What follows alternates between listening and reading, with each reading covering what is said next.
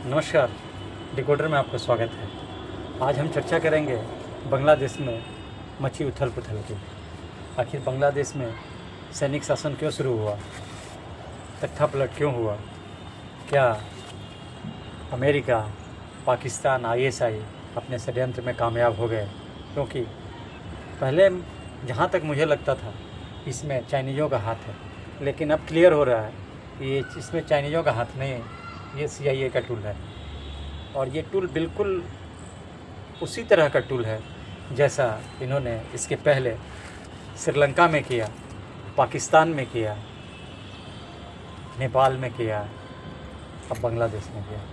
आप ध्यान रखिए, हो सकता है, क्योंकि जो टाइमिंग है ना, आप खुद डॉट जोड़ने की कोशिश करना, मेरा काम है आपको बताना। हो सकता है मैं गलत हूँ, पर जिस तरह 4 तारीख को, 4 जून को जो यहाँ एक बहुत बड़ा साजिश करने की जैसी मीडिया में हवा थी, या अज्ञात सूत्रों से पता चल रहा था कि बहुत बड़ा षड्यंत्र है, अगर मोदी 400 सीट ले आते हैं तो फिर एक बांग्लादेश की तरह ही, श्रीलंका की तरह ही यहाँ भी लोग पहले से तैयार थे। कई कांग्रेस के नेताओं ने मोदी तेरी कब्र खुदेगी, डॉट को जोड़िए। 4 तारीख को रिजल्ट आता है, उस रिजल्ट में मोदी जी को, बीजेपी गवर्नमेंट को सरकार बनाने की, बहुमत तक पहुंचने का पूरा प्रयास हो जाता है। 12:35 या 40 मिनट के बाद बांग्लादेश में 4 लोगों के थ्रू एक केस फाइल किया जाता है आरक्षण के लिए हाई कोर्ट में। और थोड़ा सा जुडिशरी का सिस्टम देखिए कि जो केस फाइल किया जाता है वो एक दिन में ही कोर्ट से जो है आरक्षण लागू कर दिया जाता है। ये वही आरक्षण है जिसको 2018 में शेख हसीना ने बंद करवा दिया था। जो स्वतंत्रता सेनानी, जो 1971 के जो भी बंगबंधु और जो भी बांग्लादेश को स्वतंत्रता में भाग लिए थे, उनके लिए आरक्षण था। उस आरक्षण को 2018 में ख़त्म कर दिया गया। लेकिन एक डीप स्टेट का षड्यंत्र कहिए है ही, क्योंकि क्या कारण है कि अमेरिका इतने दिनों से वहाँ बैठा हुआ है? क्या कारण है कि विपक्षी पार्टी खालिदा जिया का बेटा जो लंदन में रहता है, वहाँ एक मीटिंग करते हैं जिसमें अमेरिकन राष्ट्रपति बाइडेन के लड़के हंटर बाइडेन, जॉर्ज सोरास के कुछ लोग और तथाकथित बांग्लादेश के मुजीब, जो आप एक NGO चलाता है, जिसके ऊपर अभी सुना है कि बांग्लादेश का प्रधानमंत्री शायद उन्हीं को बनाएगा। ये सब की मीटिंग होती है। ये वही बंदा है जिसके साथ एक बार राहुल गांधी भी इंटरव्यू दिए थे। अब ये सारे जो डॉट जुड़ रहे हैं ना, तो ये लग रहा है कि ज़रूर कुछ न कुछ, दाल काला नहीं, बिल्कुल पूरी दाल ही काली है। जमाते, ISI और सबको जानता है ये स्टूडेंट आंदोलन नहीं है, ये स्टूडेंट आंदोलन के हार में एक रिजीम चेंज करने का प्लानिंग है। क्योंकि ये प्लानिंग तभी शुरू थी जब खालिदा जिया ने काफ़ी सारे घोटालों में जब वो जेल गई, तो शेख हसीना, हालांकि सारा डिसीजन कोर्ट का था, इल्ज़ाम शेख हसीना पे दिया जाता है। और सुनिए, जब 4 तारीख के बाद 5 तारीख को जब दंगे शुरू हुए ना, तो उसके बाद दंगे के 5-7 दिन तक पता ना क्या ये लोग किए। फिर उसके बाद सुप्रीम कोर्ट ने उसको रोक दिया। फिर क्या हुआ कि एक और दूसरा आरक्षण जो था, जो बांग्लादेश के 17 डिस्ट्रिक्ट, 18 डिस्ट्रिक्ट का जो बाढ़ में डूब जाते हैं, उनके लिए जो आरक्षण था उसको, क्योंकि जैसे ही सुप्रीम कोर्ट ने पहले आरक्षण को बंद किया तो हिंसा लगभग समाप्ति के कगार पे था। लेकिन फिर हिंसा शुरू होती है, और वो हिंसा इतनी भयानक रूप से हिंसा शुरू हुई कि जिसमें स्टार्टिंग में 13 सैनिकों के जान गए। 13 सैनिकों में ध्यान रखिए, 8 सैनिक हिंदू थे, 5 सैनिक मुस्लिम। खैर जो भी हो, सैनिक होता है। उसके बाद पुलिस फायरिंग, बाकी सारे जो है चलता रहा। फिर इस आंदोलन का जो जड़ है वो समझिए 2023 में 23 शेख हसीना ने संसद में बताया कि ये गोरा हमें और कुछ म्यांमार के और हमारे मित्र देशों को मिला के एक इस्लामिक स्टेट बनाने की मांग कर रहा है। उस इस्लामिक स्टेट एक क्रिश्चियन स्टेट बनाने की मांग कर रहा है।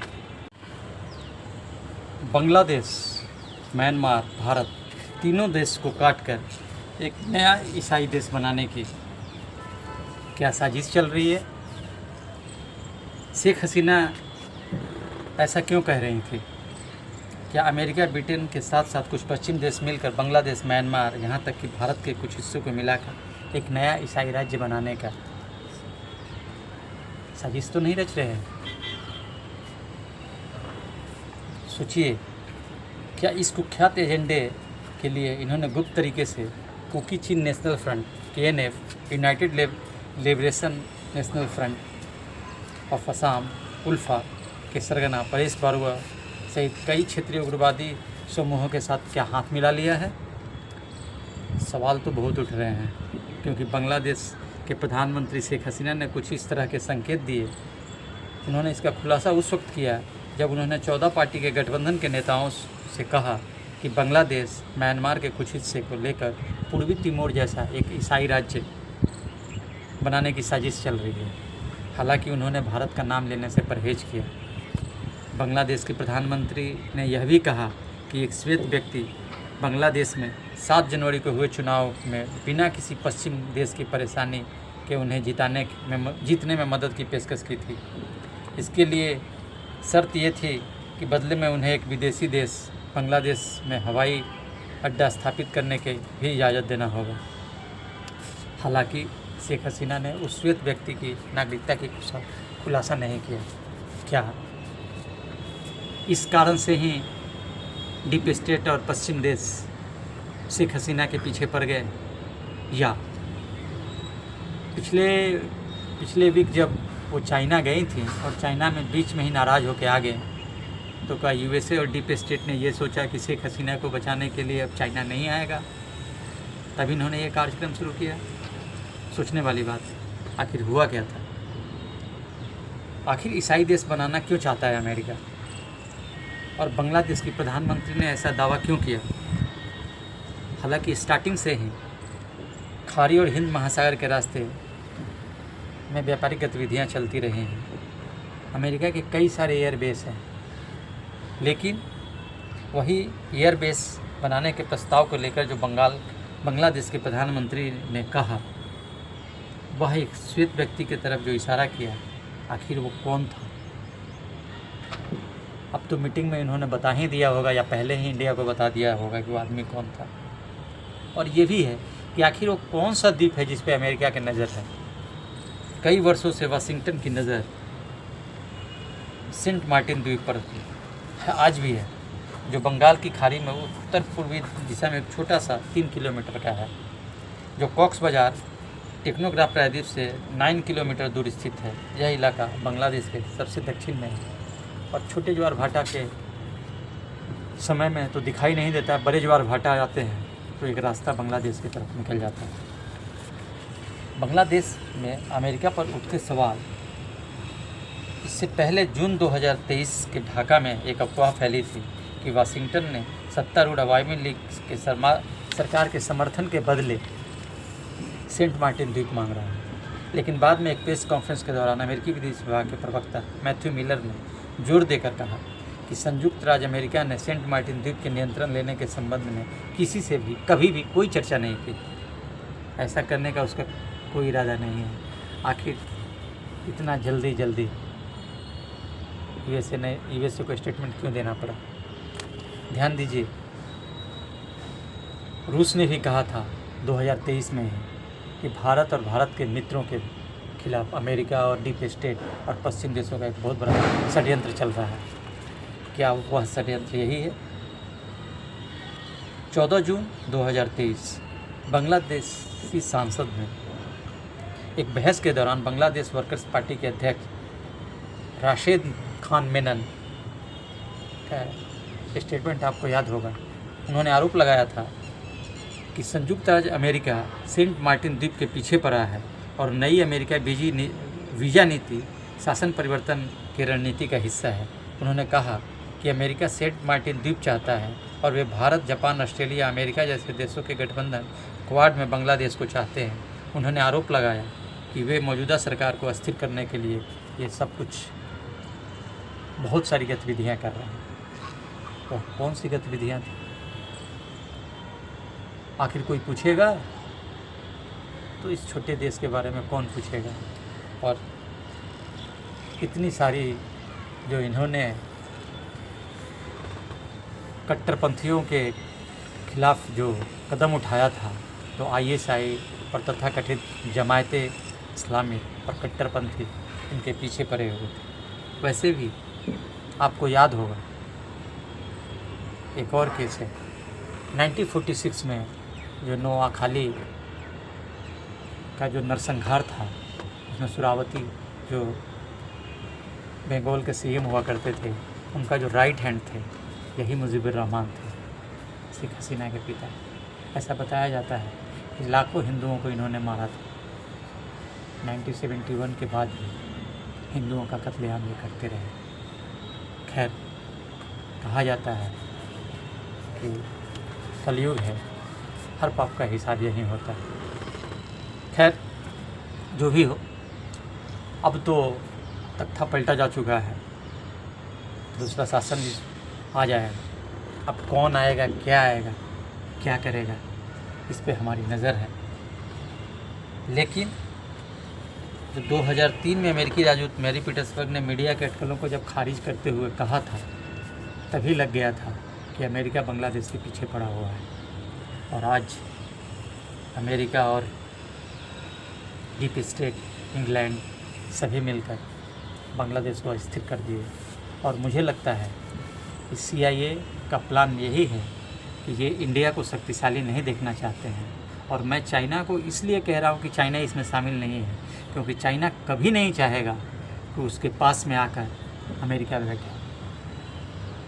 और अगर अमेरिका आ जाता है तो वो म्यांमार और ये म्यांमार से सीधे चाइना के ऊपर नज़र रखेगा, नज़र ही नहीं रखेगा बल्कि हस्तक्षेप भी करेगा। इस कारण से मुझे लगता है, और वैसे भी चाइनीज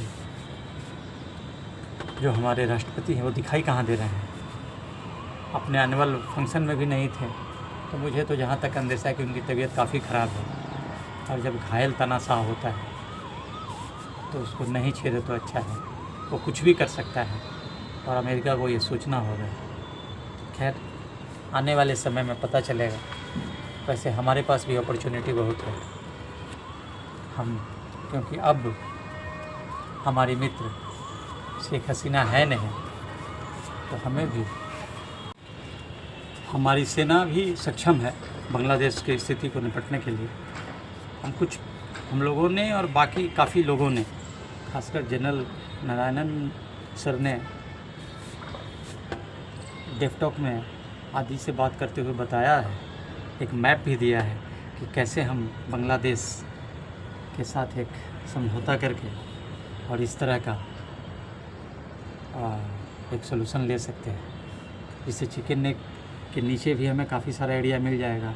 और जो इसी तरह अगर दंगा हो रहा है तो सारे जो बांग्लादेश के हिंदू हैं उनको नॉर्थ में भेज के एक इंडिपेंडेंट स्टेट बना दे, ऐसा एक सलूशन किया जा सकता है। खैर, आगे गवर्नमेंट जाने, और गवर्नमेंट जो करेगी वो अच्छा ही करेगी। डेपटॉक में देखिए आदि के इस प्रोग्राम को काफ़ी ज़बरदस्त बताया है जनरल नारायण सर ने। अब आते हैं, आखिर अमेरिका के इस लालच के पीछे की वजह क्या है। अमेरिका भले ही बार बार इनकार करता रहा है कि हमें नहीं चाहिए, लेकिन इसके लालच की सबसे बड़ी वजह जो है वो ये है कि पिछले काफ़ी दिनों से इन्होंने मिशनरी को एक्टिव किया है, और साथ ही वाशिंगटन बांग्लादेश में एक नौसैनिक हवाई अड्डा स्थापित करना चाहता है, जिससे बहुत सारे उसके जो स्वार्थ हैं वो निहित है। लेकिन इससे भी बड़ी बात है कि पिछले कई वर्षों में ईसाई मिशनरियों ने पश्चिम के गैर सरकारी संगठनों के साथ बांग्लादेश, भारत और म्यांमार के सीमावर्ती क्षेत्रों में जैसे टेकनाफ, खगराचरी, मिजोरम, रंगमती, मेघालय, अराकान प्रांत जैसे क्षेत्रों में गुप्त तरीके से धर्मांतरण का कार्यक्रम चल रहा है और उनकी मानसिकता साफ है। आरोप तो ये भी है कि यहाँ भारी संख्या में धर्म परिवर्तन कराए जा रहे हैं। इसके लिए वो भारी पैसे खर्च कर रहे हैं और वहाँ के हिंदू, मुसलमान और बौद्ध समुदाय को धर्म चेंज कर ईसाई बनाने के लिए किया जा रहा है। इसको लेकर काफ़ी आरोप लग रहे हैं कि अमेरिका बांग्लादेश, भारत, म्यांमार की भूमि को मिलाकर एक ईसाई राज्य का निर्माण करने के लिए ज़मीन तैयार कर रहा है। ईसाई मिशनरी इस क्षेत्र में ईसाई उत्पीड़न के झूठे दावे के साथ प्रोपेगेंडा फैलाते रहते हैं, जबकि असली अत्याचार तो ये दूसरे धर्म पर करते हैं, सर्वविदित है। वे यह कहकर कि बांग्लादेश, भारत और म्यांमार की जनजातियों की आबादी को हम जोड़ने की कोशिश करते हैं। चीन, कुकी, मिजो एक मंगोल लोग हैं। ये धारणा काफ़ी तेज़ी से फैलाई जा रही है और जिन क्षेत्रों में धर्मांतरण चल रहा है, एक अनुमान के मुताबिक करीब 12 लाख चीन जनजाति के लोग म्यांमार में रहते हैं। वहीं 14 लाख के आसपास मिजो लोगों की आबादी मिजोरम में है। 5 से 8 लाख कुकी मणिपुर में रहते हैं और लगभग 1 लाख के आसपास कुकी बांग्लादेश में रहते हैं। इसके अलावा म्यांमार सेना चीन लोगों की बीच चल रही लड़ाई की वजह से कम 1 लाख चीन देश छोड़कर अमेरिका चले गए हैं। ईसाई मिशनरियों के इस नैरेटिव का विरोध करते हुए कुछ विश्लेषकों का कहना है कि ऐतिहासिक रूप से कुकी जो है वह अलग तरह के एक जनजाति है और यह जनजाति जो है यहूदी धर्म से मिलता है। हालांकि इनका ये दावा है कि यहूदी धर्म के सबसे पुराने आदिवासी हैं और वे ये भी कहते हैं कि वो यहूदी धर्म ही पालन करते हैं। जैसे मेंसा चीन कुकी से बने हैं और जिनके पूर्वोत्तर में चले आए थे। वहीं मणिपुर में रहने वाला ज़्यादातर आबादी म्यांमार से आकर बसी है और मणिपुर में रहने वाले कई कुकी भी इजराइल लौटने की मांग कर रहे हैं। सोचिए। और सबसे बड़ी बात, CIA एसेट्स PS हावोकिप जो मूल रूप से बर्मीज़ हैं और KNA कुकी नेशनल आर्मी अन्य विद्रोही समूहों के अध्यक्ष, जिनका दावा है कि कुकी इजराइल की खोई जनजाति है, जबकि उन्हें पूर्वोत्तर भारत में बेनी मानसे की मान्यता देने के लिए इजराइल के प्रधानमंत्री को इन्होंने खत भी लिखा था। खैर जो भी हो, मामला अब काफ़ी हाथ से निकल गया है और शायद इस बार CIO को समझ में नहीं आ रहा है कि वो किसके हाथ लगे हैं। इस बार इन्हें करारा जवाब मिलेगा और यही पश्चिम के देश भी सोचेंगे कि यहाँ कौन बैठा है, मोदी है तो मुमकिन है। आगे देखते हैं। इसी के साथ जय हिंद, जय भारत।